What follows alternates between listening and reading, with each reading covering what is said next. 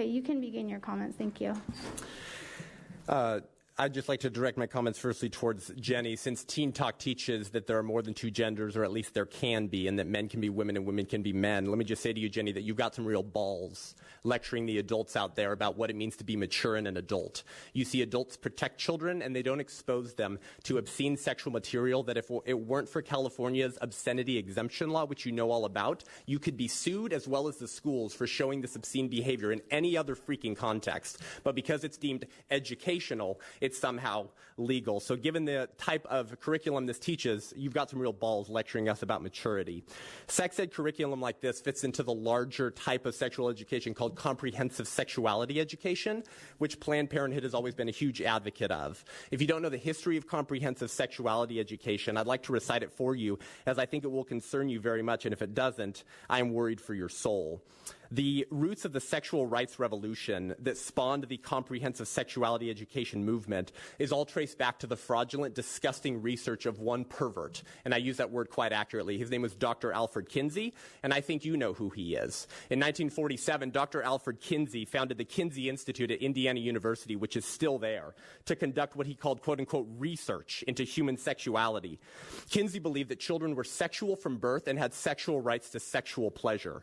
A pervert. His hypothesis was that promiscuous behavior and sexual behavior was the norm among all societies and among all ages of individuals. Except, like a bad scientist, he used quote-unquote science, an overused word in the last year, to prove his hypothesis. Rather than following the facts where they lead, he wouldn't accept any other premise than that which he was already convinced was true.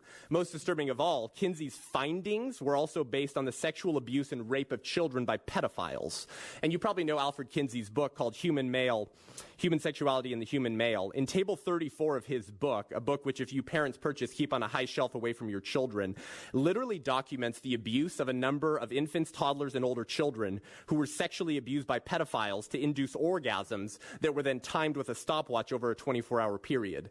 Alfred Kinsey claimed that this quote-unquote research proved that children derived sexual pleasure from their sex abuse, even if they were crying, convulsing, or screaming. Well, how does this pertain to this? Well, this type of teen talk fits within the larger type of education called comprehensive sexuality education, whose goal is to expose children to any and all forms of sexual activity, even the most dangerous. I'm a pro-life speaker. I do this professionally. I speak all around the country in schools, churches, and colleges. And my friend Monica Klein is a former Planned Parenthood sex educator who was trained by Planned Parenthood sex educators and left her job because she realized that they were not helping young people with their CSE, their comprehensive sexuality education, but were harming them. And she says that the director of sex education at Planned Parenthood told her in her training that girls were coming in with STDs as young as 10. They were coming in for abortions, even having objects removed from their bodies. Monica Klein says, I figured these girls were being abused, and so I was going to teach them how to avoid sexual situations, like good sexual education would do. I wanted to protect them, she says. The sex educator at Planned Parenthood patted my friend Monica Klein on the knee and said, no, dear, we're not going to teach them to not be sexually active. We're just going to teach them how to do it safer. And today, Planned Parenthood, who pushes comprehensive sexuality education, believes what Alfred Kinsey believes. This is why in 1964, Dr. Mary Calderon, who's that? The former medical director for Planned Parenthood, took seed money from Hugh Hefner, one of the greatest commodifiers of women and the human body in human history, to found an organization called SIECUS, which stands for the Sexuality, Information, and Education Council of the United States. Any guess what SIECUS does today? Well, they're the #1 group at the helm of promoting and writing the curriculum for comprehensive sexuality education. And of course, health-connected teen talk, a euphemism if there ever was one, is approved by Planned Parenthood. Any shocker there that the organization that dehumanizes the unborn through killing them through abortion is also happening to dehumanize their future clients by encouraging them to engage in any and all forms of sexual activity, which leads to more unplanned pregnancies, more unborn babies, therefore more clients for abortions, which make up over 90% of Planned Parenthood's income. Shocker. Mary Calderon once stated, the former medical director for Planned Parenthood who founded SIECUS, that children are sexual and think sexual things and do sexual things. A founding board member of SIECUS with Mary Calderon was named Wardell Pomeroy. Wardell Pomeroy was the former director of the Kinsey Institute at Indiana University that documented the actual rape of children. In a 1980 Time magazine article called Attacking the Last Taboo, if you'd like to look it up, referred to Pomeroy as part of the pro-incest lobby. And in this interview, Wardell Pomeroy told Time magazine the following. He said, "It's time to admit that incest need not be a perversion or a symptom of mental illness.